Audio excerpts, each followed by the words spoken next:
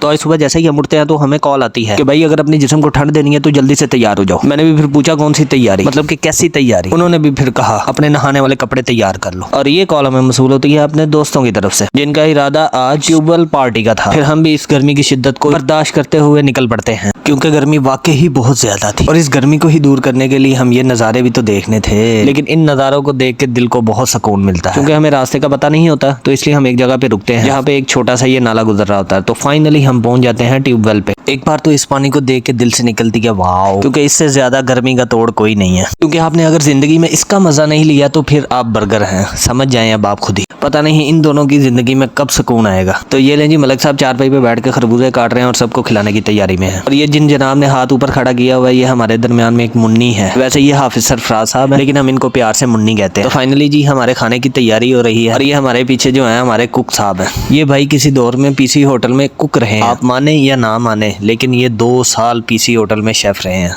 तो फाइनली जी हमने एक डुबकी लगाई, डुबकी लगा के खाना शाना हमने खा लिया था और हमने निकलना था अब अपने काम की तरफ। तो हम निकल पड़े अपने काम की तरफ। लेकिन इस टाइम जो जिस्म को ठंडक मिली हुई थी ये धूप कुछ भी नहीं कह रही थी। शुक्र अल्हम्दुलिल्लाह अदा करना चाहिए और इस नेमत से भी शुक्र अदा करना चाहिए। तो फाइनली जी हमने तैयारी कर ली और अब हम जा रहे हैं काम पे। अल्लाह हाफिज।